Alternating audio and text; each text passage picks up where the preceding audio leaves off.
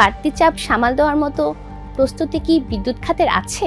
একটি এলএনজি টার্মিনালের ত্রুটিতে যদি কোটি মানুষের দৈনন্দিন জীবন থমকে যায়, তাহলে সেটি শুধু একটি দুর্ঘটনা নয়, প্রতিদিনই ঘাটতি থাকছে প্রায় 1000 থেকে 1400 মিলিয়ন ঘনফুট। গ্যাসের চুলা আছে কিন্তু গ্যাস নেই। হাজার হাজার পরিবার তাই এখন বাধ্য হয়ে কিনছে বৈদ্যুতিক চুলা। কিন্তু এটি কি সাময়িক সংকটের প্রতিক্রিয়া, নাকি বাংলাদেশের জ্বালানি নিরাপত্তার জন্য একটা বড় বিপদ সংকেত? মাত্র একটি ভাসমান এলএনজি টার্মিনালে ত্রুটি দেখা দিতেই দেশের বিভিন্ন এলাকায় দিনের পর দিন গ্যাস সরবরাহ ভেঙে পড়েছে। শিল্প কারখানা থেকে শুরু করে সাধারণ পরিবারের রান্নাঘর, সবখানেই এর প্রভাব স্পষ্ট। তাহলে কি বাংলাদেশের জ্বালানি ব্যবস্থা এতটাই নাজুক যে একটি স্থাপনায় সমস্যা হলেই পুরো দেশ ভোগান্তিতে পড়ে? চলুন টাইমস বিশ্লেষণে বাস্তব পরিস্থিতি জানতে চেষ্টা করি। রাজধানী সহ দেশের বিভিন্ন এলাকায় টানা কয়েকদিন ধরে পাইপলাইনের গ্যাস কার্যত অদৃশ্য।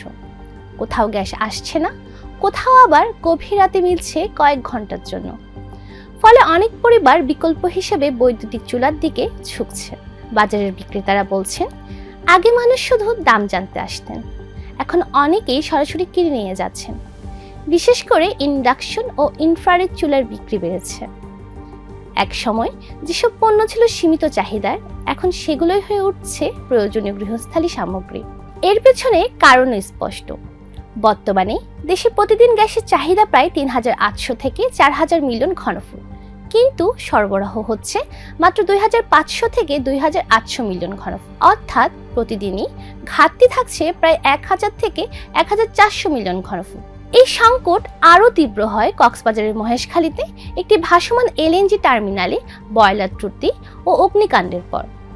এক ধাক্কায় জাতীয় গ্রিডে দৈনিক প্রায় 450 মিলিয়ন ঘনফুট গ্যাস কমে যায়, আর তার প্রভাব পড়ে সারা দেশে। জ্বালানি বিশেষজ্ঞ অধ্যাপক তামিমের মতে, এটি কেবল একটি কারিগরি দুর্ঘটনা নয়, বরং বহুদিনের কাঠামোগত দুর্বলতার ফল। দেশে মাত্র 2টি ভাসমান এলএনজি টার্মিনাল রয়েছে। এর একটি বন্ধ হলেই বড় ধরনের সংকট তৈরি হওয়া প্রায় অনিবার্য। অথচ রক্ষণাবেক্ষণ কিংবা জরুরি পরিস্থিতির জন্য বিকল্প সক্ষমতা অনেক আগেই গড়ে তোলার কথা ছিল। এদিকে সংকটের মধ্যেও একটি নতুন প্রবণতা স্পষ্ট হয়ে উঠছে। বৈদ্যুতিক চুলার বাজার দ্রুত সম্প্রসারিত হচ্ছে। দেশে উৎপাদকরাও উৎপাদন বাড়াচ্ছে।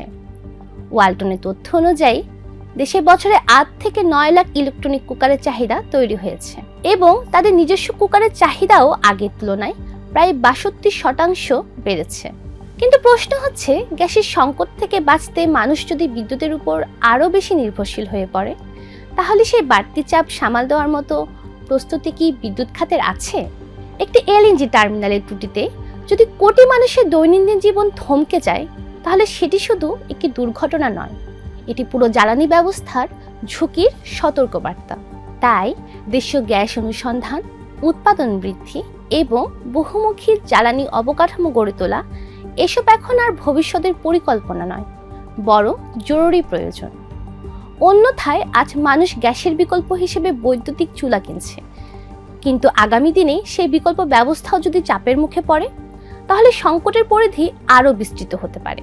কারণ জ্বালানি নিরাপত্তা শুধু অর্থনীতির প্রশ্ন নয়, এটি প্রতিটি পরিবারের রান্নাঘর থেকে শুরু করে পুরো দেশের স্থিতিশীলতার প্রশ্ন।